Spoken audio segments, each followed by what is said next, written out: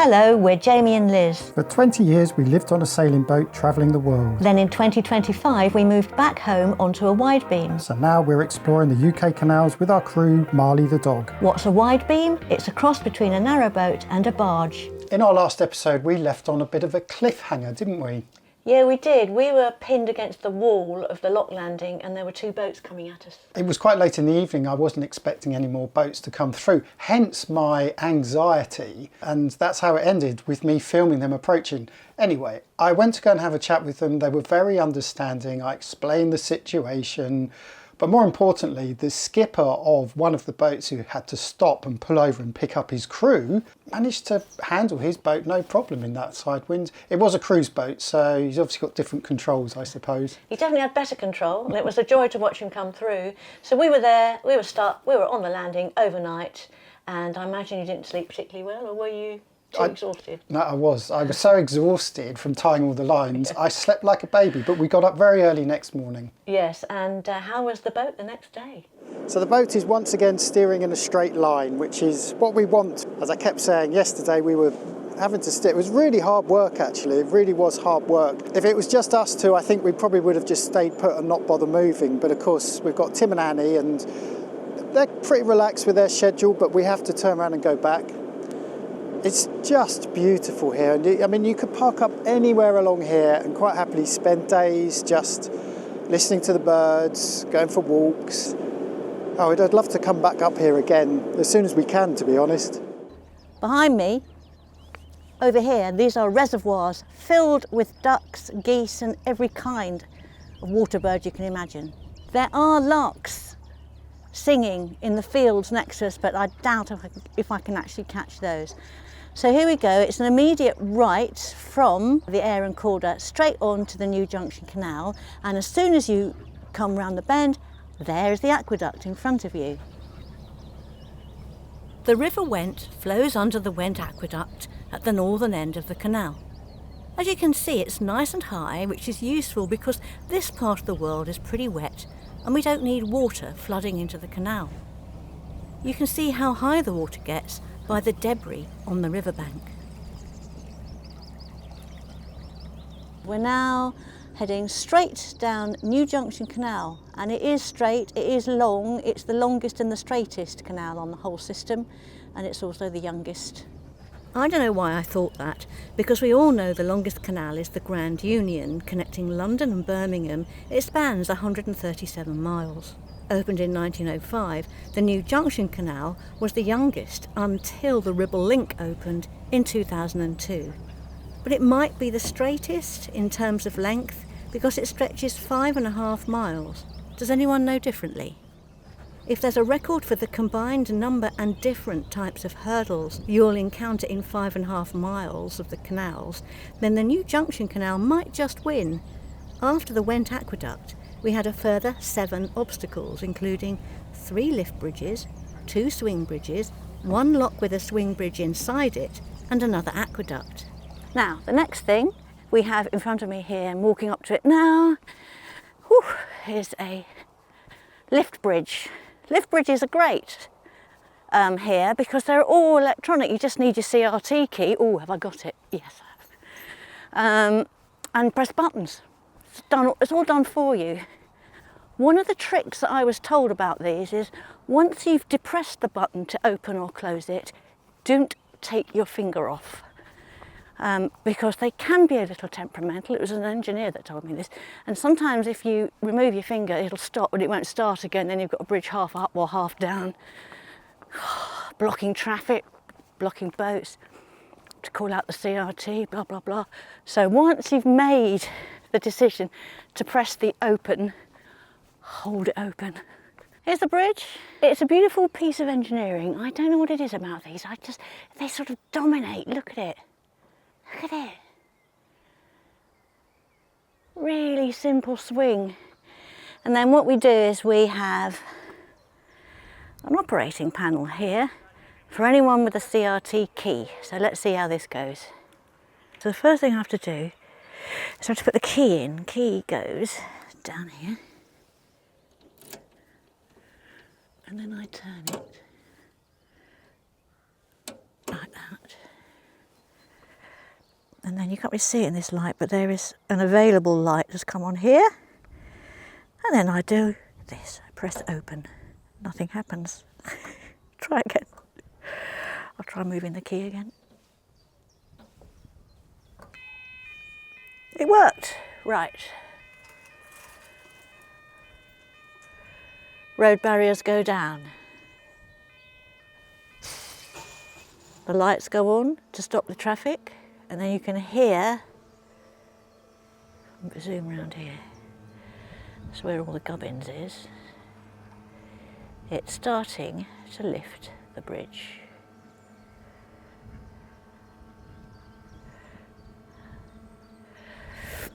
The ducks are going to lose that nice bit of shade they had. Just going to open it that far. It's not quite fully open because we don't need it to be that high to get through. We have just watched a huge commercial vessel come through, and he had to open the bridge right up. And to be honest, I've opened it more than it needs to be for us. Oh yeah, here we are. I've stopped the traffic. Literally, I have stopped the traffic. What a responsibility this is. Most of the drivers around here are obviously used to this because they're always ever so nice. They give me a nice wave. Well, I think it's a wave. So the thing is, you come through these, whatever it is, whether it's a swing bridge, lift bridge, even a lock, whatever it is, you then have to moor pretty quickly to get the person who's on land back onto the boat. And it's never quite long enough, and it's quite often a bit of an angle to get to it. So there's a slight fluttering of the heart when you come through these for the first time. I have to indicate to Jamie where he's got to stop the boat, and that is just here. But I can't do anything until I've put the bridge back down and closed and opened the barriers for the car.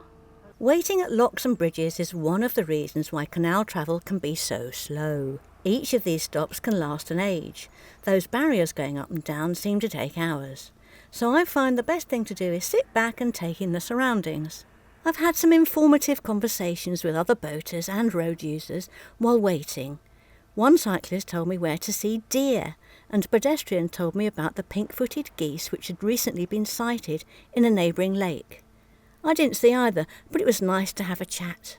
If anything were to go wrong, there is an emergency stop button, highlighted in red, and that's what you do, you bang on the emergency stop button. So far, I've not had to use it, but you know. Alarm to warn the motorists, barriers are going up, but I have to keep depressing it until it tells me I don't have to anymore. There you go. There they go.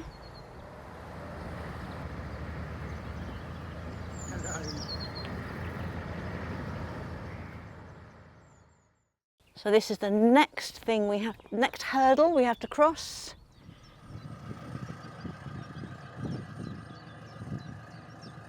So to be honest, this looks exactly the same as the lift bridge. The only difference is that instead of lifting, it swings. Always takes its time, but it is a beautiful thing, isn't it? Look at that. Before we came on the canals, I'd only ever seen one of these before, and that's in London, which is obviously where I live and quite near our flat, Limehouse Basin. They have a swing bridge right on the Thames. Altogether bigger, more industrial, heavier and more scary. This is a nice little one. With the swing bridge, I always open it right up. Can't miss her.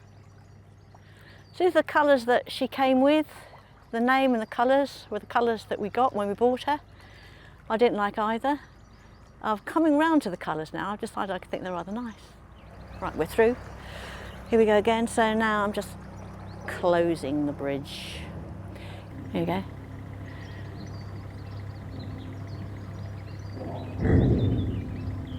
So they've gone on ahead. They haven't picked me up at this one because it's a quick hop to the next place. So the next one is really exciting. It's a lock, but in the middle of it has a swing bridge. So we really struggled on the way up, but I'm hoping on the way back we can work out how to do it without the man having to come out of the house and show us. Let's see. So here's a sign that you can do things on your own. This guy's come all the way up from Nottingham and he's heading up to Huddersfield to do a bit of brickwork for his sister. And he's on this boat on his own. He's retired bricklayer. So he's taking his time. The only thing is he was a bit confuzzled by this, which I was as well. I had the luxury here of having the help of the guy who happens to live in this house here, which is very lovely. It's not his job to know, but obviously he knows how it all works. And the first thing you have to do is pull those barriers down on the road, then swing the bridge. But you've got to put your key in this control panel here first to do that. Lift up the keys, and then you come to this panel here where it's all electronically operated gates and sluices.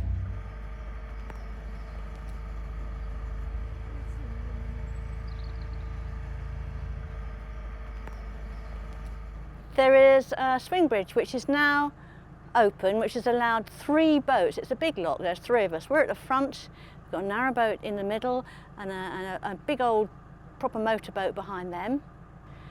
So we're all in, and the next job is to fill up the lock. Now we have got no control over the flow as it comes in, and we're told it comes in quite fast, so that's why Tim's holding very carefully on the midline. We're going up, so we don't have to worry about catching on the sill. Okay, so we're now controlling the boat at the front. Jamie's using the bow thruster because we are being pushed by the flow as it comes in. It's quite a strong flow.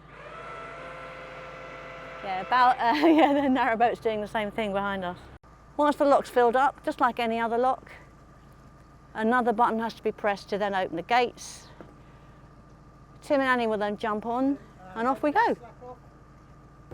Comes through quite viciously, just to let anyone know, if you're ever going through the Sykehouse lock and swing bridge, just be ready for a lot of water coming through very quickly, which you can't control because it's all done electronically with your key. So we've got a few more barriers to get through until we get to the end of the wonderful new Junction Canal, as long as it is straight. Here we are coming to the next hurdle along the new Junction Canal. I've actually lost count of hurdles. This is the Kirkhouse green lift bridge, but I'm going to jump off here and handle this one and get all 3 boats through, and then at the next bridge someone from one of the other 2 boats will let us through. That's the way boating works. You work together with each other and you help each other. So the next one is another lift bridge, and this is 3 top lane lift bridge. But in actual fact what's happened is it's already opened, because we think someone's coming the other way, so they'll come through and then the 3 of us will go through, and the guys on the narrowboat will then close it, which means I'm going to get off, Jamie hasn't got to go take the boat to the side, we can just sail through. Having said that, we're quite a long way behind, so they might still shut it. Oh, I don't know. Okay, so right old cock up, we don't really know what's going on. There's a big boat behind, a narrowboat that's just come through. Looks like the narrowboat that came through opened up. R2 went through, he's come through now, and there's this big boat directly in front of us. I think Jamie's going to try and get us through first, which I'm not sure that's the right thing to do, we'll find out.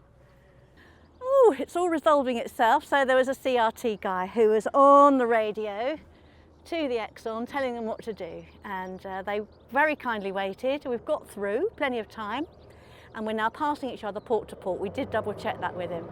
I just wanted to break here and explain the situation and maybe talk about a couple of lessons learned, because we were definitely in the wrong in this situation. Yeah.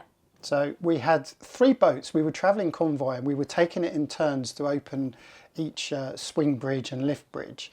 But as we approached this one, a narrowboat had come through the other way and had already opened the bridge. The first 2 boats went through, but lo and behold, there was a great big commercial barge waiting. Yes, the Exxon Pride, which goes up and down there. It's over 60 metres long and 6 metres wide. It's a big old boat.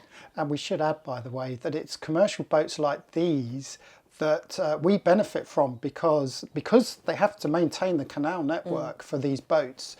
So really, we have to thank them. But yeah, we cocked up. Now, as you can see from this overlay, the narrowboat had pulled into the dock that you're supposed to come into after going through a lock. So he had occupied that space, so we couldn't pull in there. And on this particular stretch of the canal, there's no side wall on that side of the canal. It tapers slowly into the water and it gets quite shallow as you approach the edges.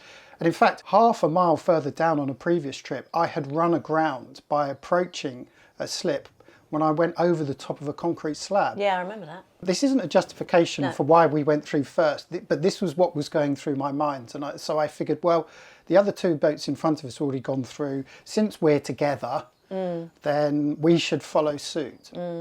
It was also, I'll be honest, even at the front of the boat, I found it quite difficult to judge distances. I couldn't really work out how far away that Exxon boat was.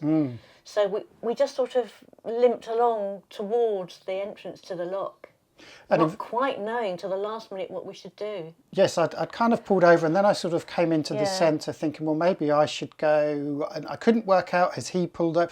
It was confusing. Yeah, but then the CRT man was there. We spotted him at the last minute, didn't we?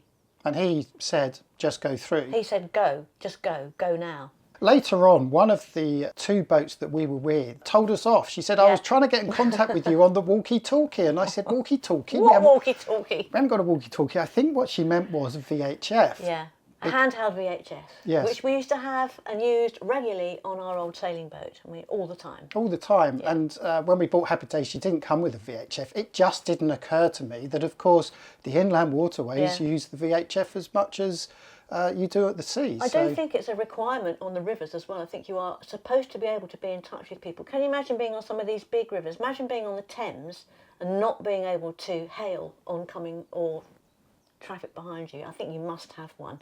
And we did think about bringing our old one from the boat, but we thought, we'll leave it for the new people. But in fact, it would have been really useful. Later on that day, we bumped into River Banksy. If you remember, you'd met River Banksy in a couple of previous episodes. Very knowledgeable chap. Yeah. And he confirmed, yes, you should have the VHF. Yeah. And in fact, there is a working channel for this whole area, channel 7.4. Yes. So we should have been monitoring 1.6 and 7.4, and perhaps we could have had a chat with the skipper. It would have been so much easier. We would have asked him what his intentions were. We would have got over somehow. He would have gone through. Everyone would have been happy. As it was, it all turned out okay, but I don't think that the skipper of the Exxon Pride was particularly happy with us. And all I can say is, if you're watching, I think it's extremely unlikely, or anyone watching this knows him, please accept our apologies and we will never do that again. Hands up, we cocked up. And now we've got the last swing bridge of the whole canal. And way in the distance there, you can see the aqueduct, the Don Aqueduct. So we're through. So the last we haven't had to do anything, so we've gone through much quicker than normal because I'm usually out there and moving stuff around. Then Jamie has to stop the boat and I have to get back on and all that. But we haven't had to. We've been able to go straight through, which shortens the time a bit. I think we're going to have to start getting used to this because we've been up and down here in the winter months, but now it's definitely spring, coming into summer, and there are lots of people coming out on the motorways, on the waterways, that weren't there before, so the traffic is much heavier. We're going to have to get used to dealing with traffic, anticipating the situation and trying to work out what's best to do. Just about to go across the aqueduct, and Marley wants to have a really good look at what's going on out here. Oh, what's Dad up to? Yeah, that demands a look, doesn't it?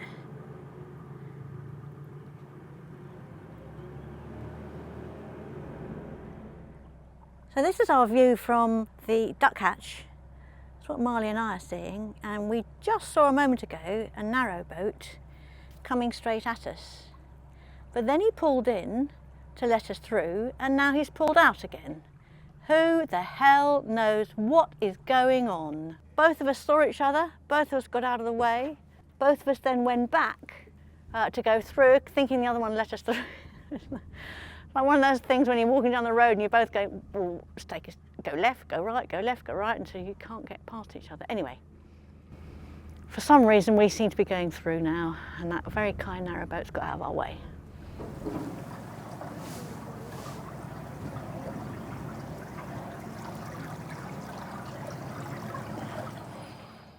There they are, very kindly. Looks like they've got a bow thruster, at least that makes it easier for them.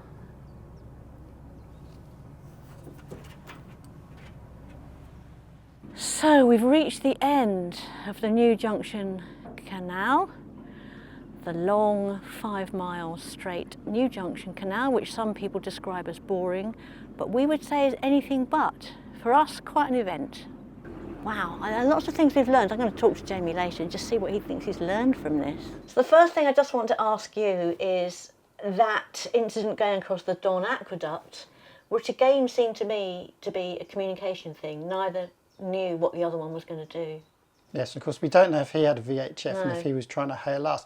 But in this situation, there's no stand-on or stand-off vessel as far as I understand it. I don't know. Your two leisure vessels, he was a narrowboat, we're a wide beam, but you know, in this instance, size is irrelevant. And we had both approached the narrow entrance to the aqueduct at either end. Yeah. Initially, he had pulled over. So let us through. Yeah, so I just assumed, okay, we go ahead. As we started going ahead, and bear in mind, it takes about half a mile to line up Happy Days. He then pulled out again. Yeah. And I think what had happened was he'd pulled in, thinking he'd let us through, and couldn't see us visually. Right. And so maybe he had assumed that we had pulled over, so he then pulled out. And it was like this. Eventually, he did let us through. But as we came out the other end, because there was a side wind, he was being blown in one way, and we were basically being blown over the same way. At that point, I was thinking, well, it makes more sense to go starboard to starboard. Now, we should explain, of course, normally you go port to port, and as I approached him, he clearly turned to starboard to allow us to go port to port, but it was a little bit confusing. It was a bit confusing. It was a bit close. I was at the front ready to fend, to be honest, at one stage. But to tell you what, the guys on that narrowboat were lovely. They were laughing, they were smiling and waving, and they looked as confused as we did. Do you remember what he said? No, what he did just he say? said one thing to me: keep smiling. Yes, he did. Yeah. So, I mean, you mentioned the stand-on vessel, which people may not understand. It's a sailing term, and there's something called the coal regs, which as a sailor you have to know, which is basically the collision regulations.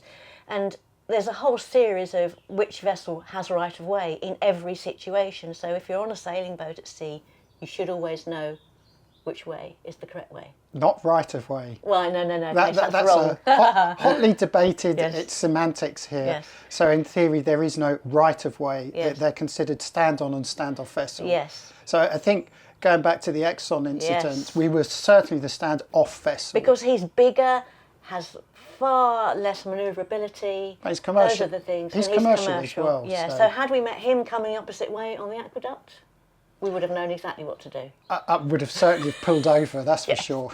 Yeah. So anyway, so that was the aqueduct. So the other thing I want to say is I've read in a few places how it's 5.5 miles of long, straight, boring canal. And I've got to say that was anything but boring. Definitely not. I mean, okay, there's lots of things to do. I worked it out. It's an object or a hurdle once I every... called them hurdles. Yeah, once every 2/3 of a mile, because there are 8 in total over a 5-mile stretch. But also, we've moored up now in a couple of places for the night there. Well, one afternoon and one night. And the surrounding countryside It's lovely. is beautiful. As long as there's no wind and you're not getting blown around, it is really pretty, and there's loads of wildlife. So I think the new Junction Canal is definitely worth going to, but do be prepared for loads of hurdles and to keep your wits about you. Maybe more wits than we had in some places. And definitely more VHF handhelds than we had. So as summer approaches, it's now May, the waterways are going to get more and more busy, and we're going to get more and more situations like this. So watch this space as we learn and we gain experience on the waterways of good old England.